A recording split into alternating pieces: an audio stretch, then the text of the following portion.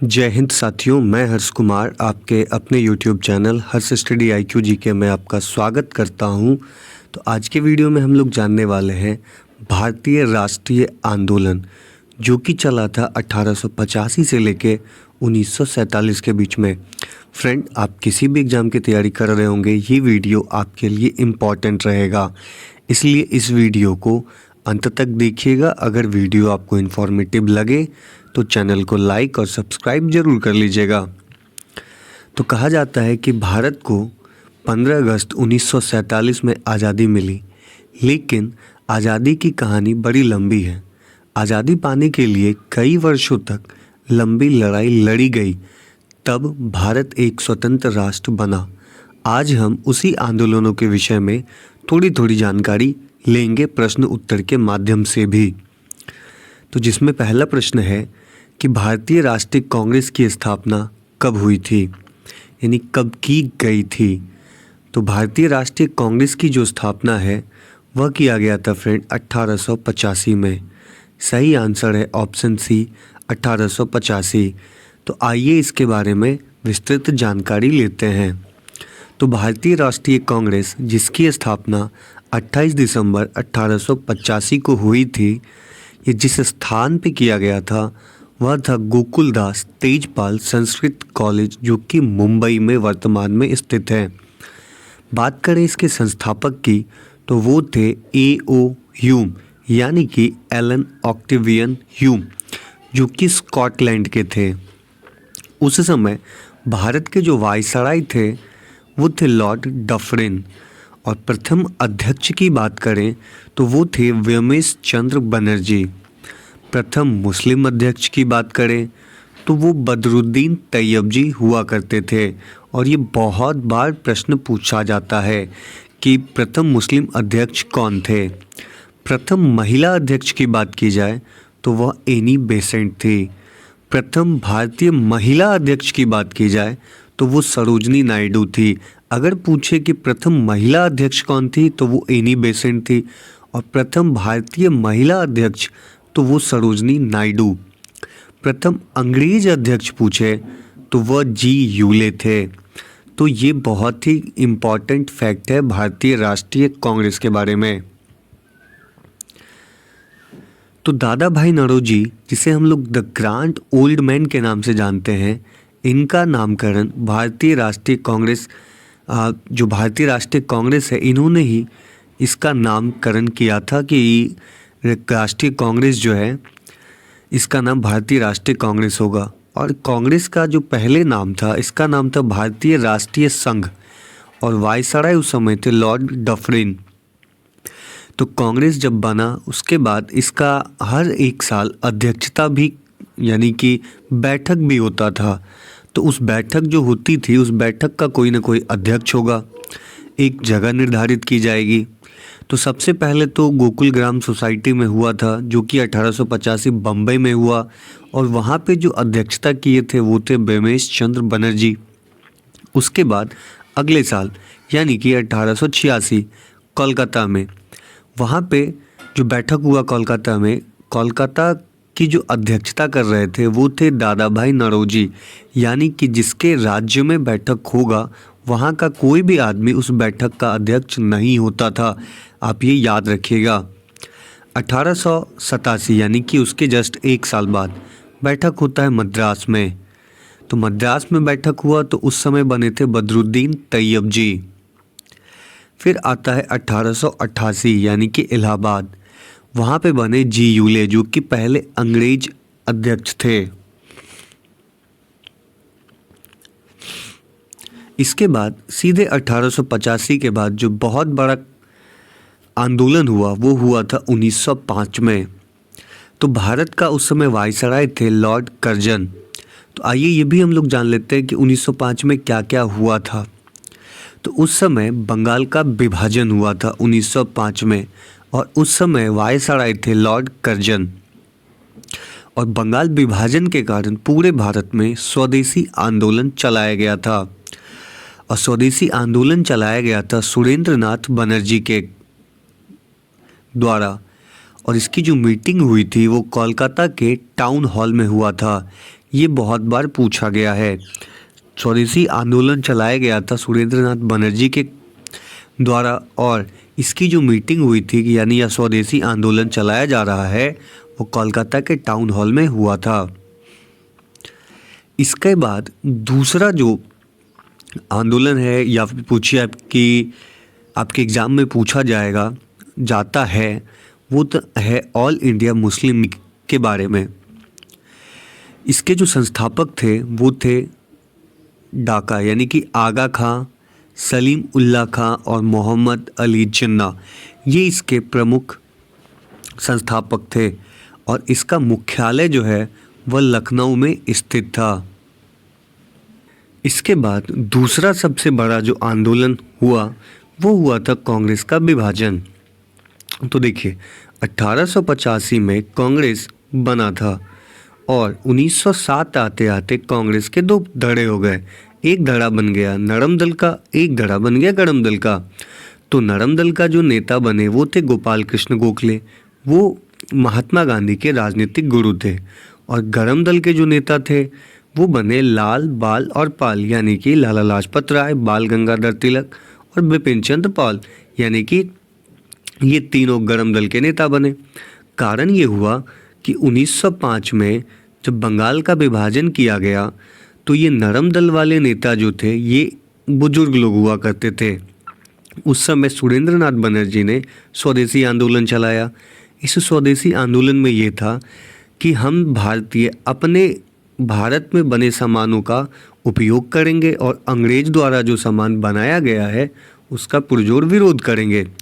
तो नरम दल वाले नेता ये चाहते थे कि यह बंगाल विभाजन सिर्फ स्वदेशी आंदोलन जो है यह सिर्फ बंगाल तक ही सीमित रहे, लेकिन गरम दल वाले नेता चाहते थे कि यह स्वदेशी आंदोलन पूरे भारत में विस्तृत किया जाए। इसी के कारण से इन दोनों में मतभेद हुआ और कांग्रेस के दो धड़े बन गए। तो आप यह याद रखिएगा कि गरम दल के नेता कौन थे और नरम दल के नेता कौन थे। इसके बाद आता है 1909 का समय, जिस समय मार्लो मिंटो सुधार आया था। इसमें सांप्रदायिक चुनाव की पेशकश की गई थी। यहीं से पाकिस्तान बनने का आधार बना था। इसमें अलग चुनाव पद्धति का उपयोग किया गया, यानी कि मुस्लिम जो है बस वो मुस्लिम नेता को ही चुनेंगे और हिंदू जो है वो अपने हिंदू नेता को ही चुन सकेंगे। इसके बाद दूसरा जो सबसे बड़ा आंदोलन आप समझ सकते हो वो था दिल्ली दरबार सजना, जो कि 1911 में हुआ था। ये भी परीक्षा में बहुत बार पूछा जाता है।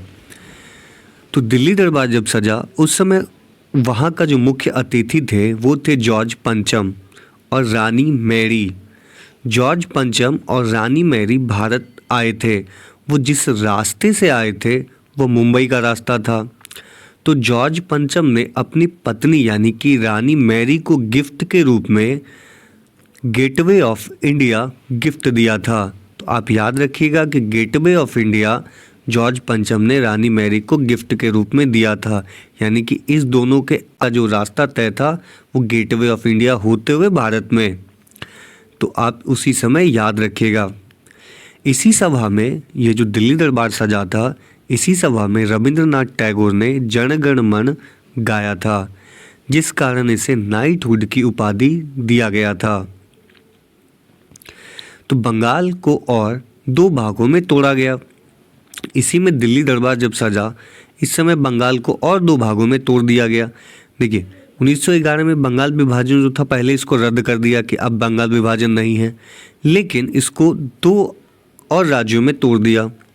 पहला बिहार, दूसरा उड़ीसा।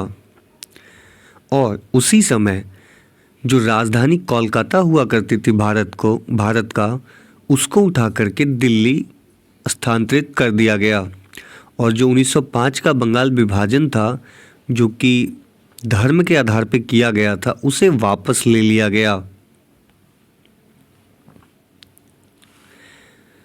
उसके बाद आता है गदर पार्टी, जिसकी स्थापना 1913 में किया गया। इसके जो संस्थापक थे वो अमेरिका के सैन फ्रांसिस्को के एस्टोरिया में हुआ था।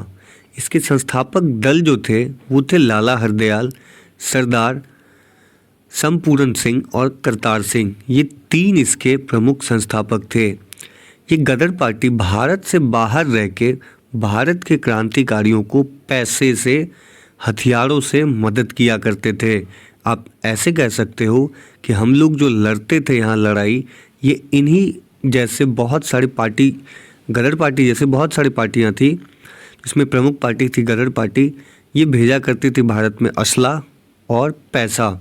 इसी के दम पे हम लोग भारत में अंग्रेज़ों से लड़ाई लड़ते थे।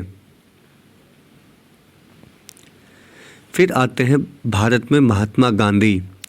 तो भारत में महात्मा गांधी का आगमन हुआ था 1915 में। तो ये कब हुआ था?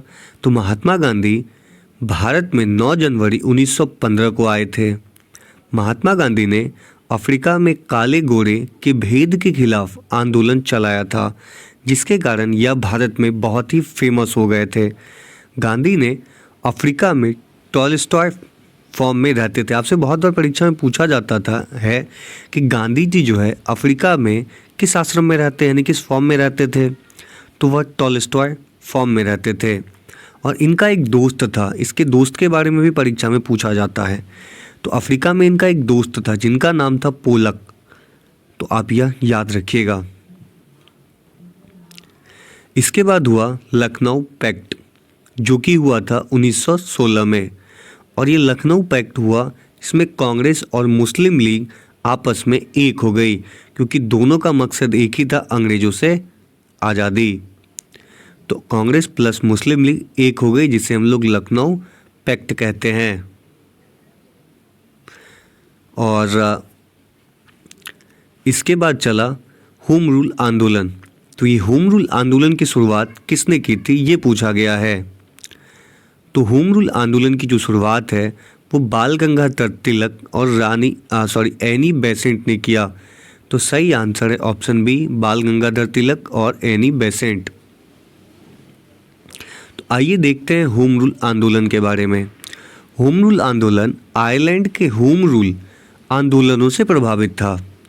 होम रूल आंदोलन की जो शुरुआत है वह 1916 में बाल गंगाधर तिलक और एनी बेसेंट द्वारा की गई थी। और ये किया गया था बेलगांव, पुणे में। होम रूल लीग चला रहे थे बाल गंगाधर तिलक। ये जो बेलगांव जो कि पुणे में है, वहाँ पे लीड कर रहे थे बाल गंगाधर तिलक, और मद्रास होम रूल लीग को लीड कर रही थी एनी बेसेंट। तो ये भी आप याद रखिएगा कि बेलगांव पुणे में जो होम रूल चल रहा था उसको बाल गंगाधर तिलक लीड कर रहे थे, और मद्रास में जो चल रहा था उसे एनी बेसेंट लीड कर रही थी। इसके बाद देखिए 9 जनवरी 1915 को तो महात्मा गांधी जी भारत आ चुके थे। उनका जो पहला आंदोलन था भारत में वो था चंपारण आंदोलन। तो ये आंदोलन महात्मा गांधी द्वारा चलाया गया प्रथम आंदोलन था। महात्मा गांधी को चंपारण बुलाने वाले व्यक्ति जो थे उनका नाम था राजकुमार शुक्ल। ये आंदोलन 3 कठिया पद्धति के खिलाफ था। तो ये 3 कठिया पद्धति होता क्या था? तो देखिए 1 कट्ठा जमीन, ये मान लेते हैं कि 1 बीघा ज़मीन है। 1 बीघा ज़मीन में 1 बीघा ज़मीन में 20 कट्ठा ज़मीन होता है। तो उस 20 कट्ठा में कम से कम आदमी को 3 कट्ठा में उसको नील की खेती करनी होती थी। और 3 कट्ठा में जो नील की खेती होती थी, नील एक ऐसा पौधा होता है जो कि ज़मीन के नीचे होता है, और एक बार अगर इसे लगा दिया गया तो 1 साल तक किसी भी प्रकार का कोई फसल वहाँ उग नहीं पाता था, और या एक बार लगने के बाद उस ज़मीन को बंजर भी कर देता था। साथ में इसका उचित पैसा भी हमारे बिहार के किसानों को नहीं दिया जाता था। तो इसे ही खत्म करने के लिए महात्मा गांधी को बिहार बुलाया गया था। इसके बाद महात्मा गांधी का जो दूसरा आंदोलन था वो था अहमदाबाद मिल आंदोलन, जो कि 1918 में किया गया था। इसी आंदोलन में महात्मा गांधी ने पहली बार भूख हड़ताल किया था। तो आपके लिए ये बहुत इम्पॉर्टेंट है, बहुत बार पूछता है कि महात्मा गांधी ने पहली बार भूख हड़ताल कब किया था।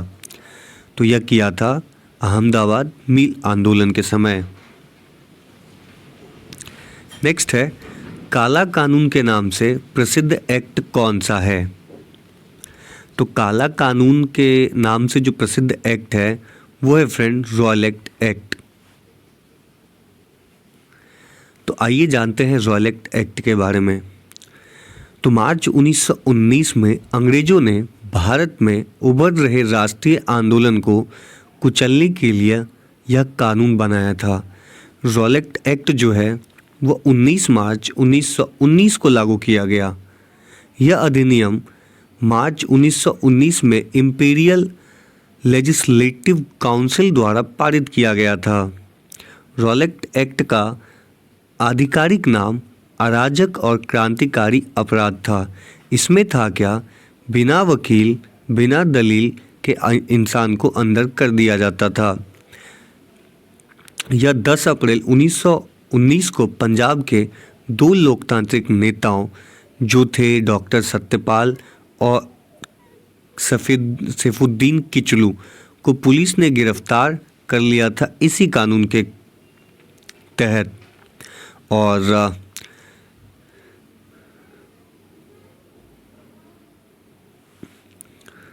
अगला है जलियांवाला बाग हत्याकांड किस दिन घटित हुआ? तो जलियांवाला बाग हत्याकांड जो है यह घटित हुआ 13 मार्च 1919 को। सही आंसर है ऑप्शन ए 13 मार्च 1919। तो जलियांवाला बाग हत्याकांड 13 मार्च 1919 को बैसाखी के दिन घटित हुआ। तो रॉयलेट एक्ट के विरोध में पंजाब के अमृतसर में जलियांवाला बाग में एक सभा बुलाई गई और यह शांतिपूर्ण विरोध कर रहे थे, पर जनरल डायर ने इन पर अंधाधुंध गोलियां चलवा दी। इस घटना के विरोध में महात्मा गांधी ने केसरे हिंद की उपाधि लौटा दी और रविंद्रनाथ टैगोर ने सर की उपाधि लौटा दी। तो देखिए, ये जो बोला गया है कि रॉयलेट एक्ट के विरोध में यह जलियांवाला बाग हत्याकांड हुआ था, यानी अमृतसर में जो जलियांवाला बाग है उसमें रॉयलेट एक्ट का विरोध करने के लिए लोग जमा हुए थे, ये अंग्रेज़ों का कहना है। लेकिन हम भारतीयों का कहना है कि वह दिन था बैसाखी का, और बैसाखी पंजाब का एक बहुत ही प्रमुख पर्व है। तो बैसाखी का मेला लगाने के लिए सभी कोई वहाँ पे जमा हुए थे और वहाँ पे अंधाधुंध गोलियाँ चलवाई गई थी। किनके द्वारा? तो ये चलवाई गई थी जनरल डायर के द्वारा। यहाँ पे जितने भी निहत्थे लोग थे इन पे गोलियाँ चलवाई गई थी जनरल डायर के द्वारा। उसी समय केसरी हिंद की उपाधि महात्मा गांधी ने लौटाई और रविंद्रनाथ टैगोर ने सर की उपाधि लौटाई। इस घटना की जांच के लिए एक हंटर कमीशन को नियुक्त किया गया था, जिसमें सरकारी रिपोर्ट के अनुसार 379 लोग मारे गए और कांग्रेस समिति के अनुसार वहाँ 10,000 लोग मारे गए थे। 1,000 लोग मारे गए थे। इस सभा का जो मुखबिर था, यानी कि सभा के बारे में जो अंग्रेजों को बताने वाला था, वह था हंसराज। आप यह याद रखिएगा। उस समय भारत का जो वायसराय था वो चैम्सफोर्ड था। यह बहुत बार पूछा जाता है। नेक्स्ट है, खिलाफत आंदोलन के संस्थापक कौन हैं? तो खिलाफत आंदोलन के जो संस्थापक थे वो थे अली बंधु। तो आप यह याद रखिएगा। तो इसे खिलाफत नहीं, इसे खैलीफेट आंदोलन भी कहा जाता है। हुआ ये था कि तुर्की में जो मुस्लिमों का जो सर्वोच्च नेता हुआ करता था उसे खलीफा कहा जाता था और वह तुर्की में था। और दूसरे विश्व युद्ध के समय तुर्की हार चुका था, तो वहाँ पे हो गया शासन अंग्रेज़ों का, और अंग्रेज़ जो था वह खलीफा के पद को ख़त्म कर दिया, जिस कारण से ये भारत में भी खिलाफत आंदोलन चला। तो खिलाफत आंदोलन तुर्की में खलीफा पद के समर्थन में ब्रिटेन के खिलाफ आंदोलन था। खिलाफत आंदोलन की शुरुआत अली बंधु ने किया। शौकत अली और मोहम्मद अली द्वारा 1919 में की गई थी। ये दूसरा विश्व युद्ध नहीं, प्रथम विश्व युद्ध के समय का है। असहयोग आंदोलन की शुरुआत किया गया था। तो असहयोग आंदोलन की जो शुरुआत है वो अगस्त 1920 में किया गया था। तो आप यह याद रखिएगा। तो हुआ क्या था वो भी जानते हैं। अंग्रेज हुक्मरानों की बढ़ती जातियों का विरोध करने के लिए राष्ट्रपिता महात्मा गांधी जो हैं वो 1 अगस्त 1920 को असहयोग आंदोलन की शुरुआत की थी। आंदोलन के द्वारा स्टूडेंटों ने सरकारी स्कूलों और कॉलेज में जाना छोड़ दिया था। वकीलों ने अदालत में जाने से इनकार कर दिया था। कई कस्बों और शहरों में कामगार हड़ताल पर चले गए थे। सरकारी आंकड़ों के मुताबिक 1921 में 396 हड़तालें हुई थी, जिसमें 6 लाख श्रमिक शामिल थे। इसमें 70 लाख कार्य दिवस का नुकसान हुआ था। शहरों से लेकर गांव देहात में इस आंदोलन का असर दिखाई देने लगा। सन 1857 के स्वतंत्रता संग्राम के बाद असहयोग आंदोलन से पहली बार ब्रिटिश सरकार की नींव हिल गई। फरवरी 1922 में किसानों ने एक समूह ने यूनाइटेड प्रोविंस, जो कि वर्तमान में उत्तर प्रदेश में के गोरखपुर जिले में है, चौरी चौरा पूर्वा में एक पुलिस स्टेशन पर हमला कर दिया और वहाँ पे आग लगा दी, जिससे बहुत सारे पुलिस वाले उसमें मारे गए, जिंदा जल गए। और इसी घटना के बाद महात्मा गांधी ने यह आंदोलन वापस ले लिया। अगला है चौरी चौरा घटना कब घटित हुई। तो यह घटित हुआ था 5 फरवरी 1922 को। तो 5 फरवरी 1922 को चौरी चौरा, जो कि गोरखपुर में है, एक हिंसक घटना के कारण महात्मा गांधी जी ने असहयोग आंदोलन वापस ले लिया।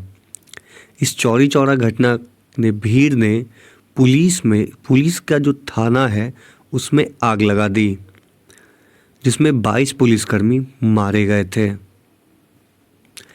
जिंदा जल गए थे। अगला है वर्ष 1928 में भारत में आए उस कमीशन का नाम बताइए जिसका उद्देश्य भारत की संवैधानिक व्यवस्था में सुधार लाना था। यह था फ्रेंड साइमन कमीशन। तो सही आंसर है ऑप्शन डी, साइमन कमीशन। तो ये है क्या वो जानते हैं।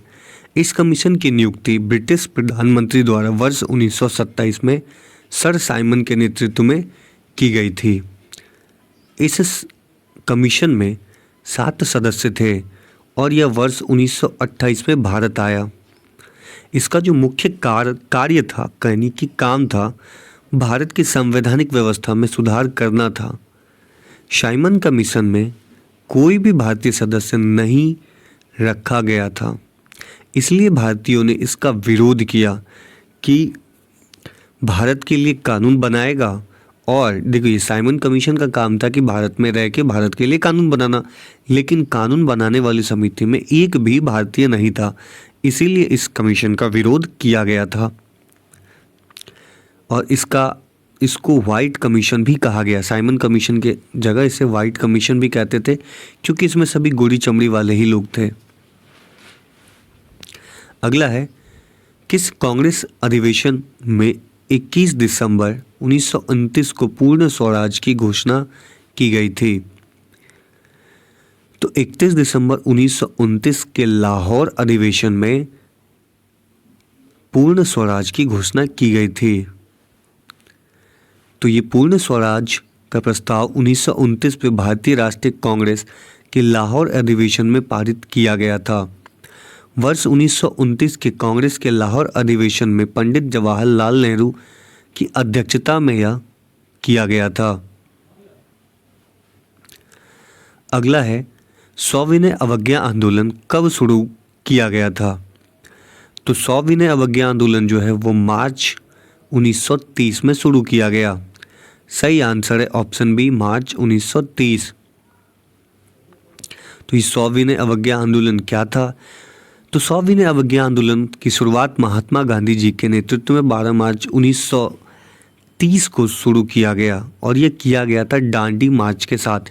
इसमें यह था कि अंग्रेज जो भी कानून लाए उस कानून को हमें तोड़ना है, लेकिन प्यार से। जैसे कि अंग्रेज़ों ने नमक पे भी टैक्स लगाया था, तो हम लोगों ने कहा कि हम लोग नमक अपने से बनाएंगे और उस पर टैक्स भी नहीं देंगे। तो गांधी जी ने दांडी मार्च किया था। इसे ही हम लोग कहते हैं सविनय अवज्ञा, यानी आपको प्रेम से आपसे बात भी करेंगे लेकिन आपका बात भी नहीं मानेंगे। तो गांधी जी की कुछ 11 सूत्री मांगे भी थी। गांधी जी की पहली मांग थी कि भूमि कर को 50% की कमी की जाए। ये सविनय अवज्ञा आंदोलन के समय का है। इसकी दूसरी मांग थी कि नमक कर जो है वो खत्म कर दिया जाए, इसीलिए दांडी यात्रा किया गया था। और सरकार का नमक पर एकाधिकार खत्म हो। तटीय संचार पर भारतीयों के लिए आरक्षण दिया जाए। रुपया स्थगल विनिमय अनुपात को कम किया जाए। सरकार देसी कपड़ा उद्योगों को संरक्षण प्रदान करे। सैनिक खर्च पे 50% की कमी की जाए। सिविल प्रशासकों पे हो रहे खर्च पर 50% की कमी की जाए। मादक द्रव्यों पर पूर्णतः रोक लगा दी जाए। ये गांधी जी की 11 सूत्री मांगे थी, जिसका यह जो मांग है अंग्रेज नहीं माना, तो गांधी जी ने दांडी यात्रा की थी। तो सभी राजनीतिक कैदियों को रिहा किया जाए, ये भी उसी मांग का हिस्सा है। CIED में परिवर्तन किया जाए। अंतिम मांग थी आर्म्स एक्ट में परिवर्तन, जिससे नागरिक अपनी सुरक्षा के लिए हथियार रख सके। गांधी जी ने 41 दिन तक अपनी इन मांगों पर सरकार की प्रतिक्रिया का इंतजार किया, किंतु कोई सकारात्मक प्रक्रिया ना मिलने पर उन्होंने 12 मार्च से दांडी यात्रा प्रारंभ किया था। नेक्स्ट है प्रथम गोलमेज सम्मेलन किस स्थान पर आयोजित किया गया। तो प्रथम गोलमेज सम्मेलन जो है यह लंदन में आयोजित किया गया। सही आंसर है ऑप्शन बी, लंदन।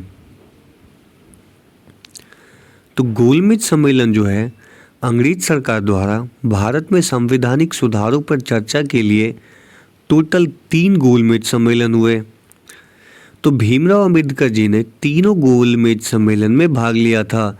यह मोस्ट इम्पॉर्टेंट है कि भीमराव अंबेडकर जी तीनों गोलमेज सम्मेलन में भाग लिए। लेकिन दूसरा गोलमेज सम्मेलन में भारत की ओर से महिला प्रतिनिधि के रूप में सरोजनी नायडू भी शामिल थी। ये भी मोस्ट इम्पॉर्टेंट है। केवल दूसरे गोलमेज सम्मेलन में ही महात्मा गांधी ने भाग लिया था। यह आप याद रखिएगा, ना तो वो पहले गोलमेज सम्मेलन में गए ना वो तीसरे में गए, वो गए थे दूसरे में गोलमेज सम्मेलन में, क्योंकि वो कांग्रेस की उस समय अध्यक्षता कर रहे थे। और प्रथम गोलमेज सम्मेलन जो था वो 12 नवंबर 1930 को हुआ और दूसरी गोलमेज सम्मेलन 17 सितंबर 1931 को हुआ और तृतीय गोलमेज सम्मेलन 17 नवंबर 1932 को हुआ। ये तीनों गोलमेज सम्मेलन के समय इंग्लैंड के प्रधानमंत्री रैमजे मैकडोनाल्ड थे। आप यह भी याद रखिए। अगला है गांधी इरविन समझौता कब हुआ था। तो गांधी इरविन समझौता जो है यह हुआ था 5 मार्च 1931 को। सही आंसर है ऑप्शन सी। तो गांधी इरविन समझौता था क्या। तो गांधी इरविन समझौता 5 मार्च 1931 को महात्मा गांधी और लॉर्ड इरविन के द्वारा राजनीतिक समझौता है। इस समझौते का जो उद्देश्य है गोलमेज सम्मेलनों में भारतीय राष्ट्रीय कांग्रेस की भागीदारी को शामिल करना था। लॉर्ड इरविन की जो शर्तें थी वो सविनय अवज्ञा आंदोलन समाप्त किया जाए, कांग्रेस गोलमेज सम्मेलन में भाग लेने लंदन ब्रिटिश सामान का बहिष्कार ना करे, यानी कि सविनय अवज्ञा आंदोलन को आप समाप्त कीजिए। ये गांधी इरविन समझौता है। कांग्रेस गोलमेज सम्मेलन में भाग ले और जो ब्रिटिश सामान है उसका बहिष्कार ना किया जाए। ये लॉर्ड इरविन यानी कि गांधी इरविन समझौता था। और इसी समय गांधी जी ने भी अपनी 11 सूत्री मांगे भी रखी थी। अगला है पूना पैक्ट किस किस के बीच में हुआ। तो पूना पैक्ट जो है वो डॉक्टर अंबेडकर और महात्मा गांधी के बीच में हुआ था। सही आंसर है ऑप्शन सी। तो ये पूना पैक्ट हुआ गया था। तो ये समझौता पुणे के यरवदा सेंट्रल जेल 24 सितंबर 1932 को हुआ था। समझौते का परिणाम क्या हुआ? तो हुआ ये कि केंद्रीय विधानमंडल में दलित वर्ग के लिए सुरक्षित सीटों को 18% बढ़ा दिया गया। दलित वर्गों के लिए आरक्षित सीटों की संख्या प्रांतीय विधानमंडलों में 71 से बढ़ा के 147 कर दी गई। जिस प्रकार से मोहम्मद अली जिन्ना एक अलग जैसे कि मुस्लिमों को एक अलग चुनाव इलेक्टोरेट दे दिया गया था, उसी प्रकार से डॉक्टर भीमराव अंबेडकर भी अपने लोगों के लिए एक अलग इलेक्टोरेट की मांग कर रहे थे। यानी कि वो ये मांग कर रहे थे कि जितने भी दलित है उसका नेता सिर्फ दलित ही चुन सकेगा। तो इसी के विरोध में गांधी जी भूख हड़ताल पे बैठे थे। अगर ये समझौता ना हुआ होता तो आज भारत कई और टुकड़ों में बटा हुआ होता। अगला है, मोहम्मद अली जिन्ना ने पाकिस्तान की मांग किस वर्ष की थी? तो ये किया गया था 1940 में। सही आंसर है ऑप्शन बी 1940। तो पाकिस्तान की मांग 1940 को मुस्लिम लीग का अधिवेशन लाहौर में हुआ था। इसकी अध्यक्षता जो है वो मोहम्मद अली जिन्ना ने की थी। इसी अधिवेशन में 1940 में पाकिस्तान बनने की मांग की गई थी। मुस्लिम लीग की जो स्थापना है वह 30 दिसंबर 1906 को डांगा में सलीम उल्लाह एवं आगा खां ने किया था और मुस्लिम इस लीग के जो अध्यक्ष थे उस समय आगा खां था। अगला है, भारत की संवैधानिक सभा किसके तहत गठित की गई? तो भारत की जो संवैधानिक सभा है वह गठित किया गया था कैबिनेट मिशन योजना के तहत। सही आंसर है ऑप्शन बी कैबिनेट मिशन योजना। तो कैबिनेट मिशन योजना आने से पहले एक आंदोलन हुआ था जिसे भारत छोड़ो आंदोलन कहते हैं, क्विट इंडिया मूवमेंट। तो भारत छोड़ो आंदोलन की जो शुरुआत है वह 8 अगस्त 1942 को हुआ था। इस आंदोलन का जो नेतृत्व है वह महात्मा गांधी कर रहे थे। महात्मा गांधी ने 8 अगस्त 1942 को अखिल भारतीय कांग्रेस कमेटी यानी कि AICC को बॉम्बे यानी कि अब वो मुंबई हो गया है अधिवेशन में इसकी शुरुआत की थी। भारत छोड़ो आंदोलन अंग्रेजी हुकूमत के खिलाफ काफ़ी प्रभावशाली साबित हुआ और शासन की नींद उड़ गई थी। भारत छोड़ो आंदोलन का प्रभाव देशवासियों पे काफ़ी गहरा पड़ा था। महात्मा गांधी ने इस आंदोलन के द्वारा करो या मरो का नारा दिया। भारत छोड़ो आंदोलन यानी कि क्विट इंडिया मूवमेंट की शुरुआत पहले ही दिन यानी कि 9 अगस्त को अंग्रेजी सरकार ने सैकड़ों लोगों को गिरफ्तार कर लिया। इसमें गांधी जी भी शामिल थे। इस दौरान कई लोग मारे गए। प्रत्येक साल उन लोगों को श्रद्धांजलि देने के लिए इन्हें भारत छोड़ो आंदोलन के दौरान जान गंवाया था उन लोगों को श्रद्धांजलि दिया जाता है। तो देखिए इसमें सैकड़ों नहीं, इसमें 10,000 से ज़्यादा लोग यानी कहते हैं कि इसमें लाखों लोग मारे गए थे भारत छोड़ो आंदोलन में। आज तक उनका कहीं पे भी किसी चीज़ में या फिर कहे कि अखबार तक में उनका जिक्र नहीं है।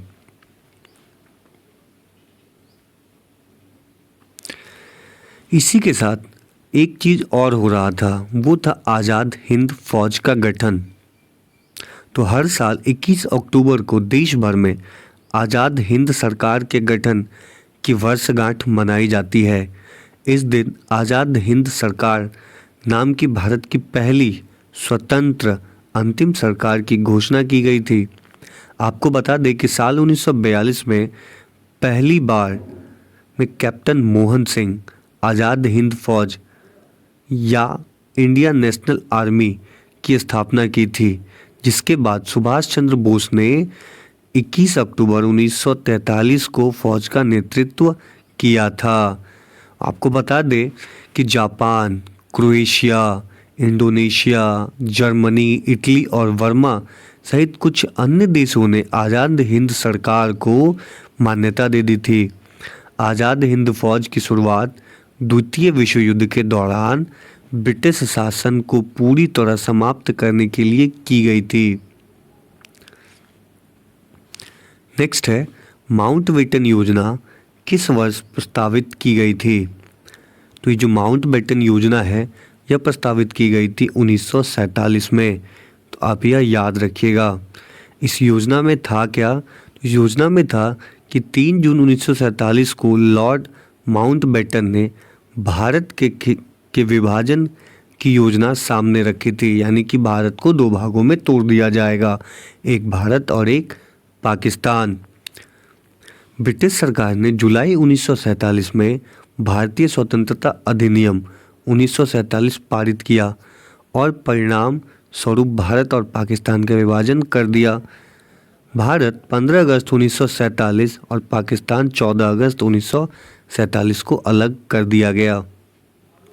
यही था माउंटबेटन योजना। अगला और अंतिम प्रश्न है फ्रेंड, भूदान योजना किसके द्वारा शुरू किया गया था? तो ये किया गया था विनोबा भावे के द्वारा। सही आंसर है ऑप्शन ए विनोबा भावे। और इस भूदान योजना में जो सबसे पहले दान दिए थे वो थे रामचंद्र रेड्डी। आप यह याद रखिएगा। तो फ्रेंड, अगर ये वीडियो इन्फॉर्मेटिव लगी हो तो चैनल को लाइक और सब्सक्राइब जरूर कर लीजिएगा। मिलते हैं अगले वीडियो में।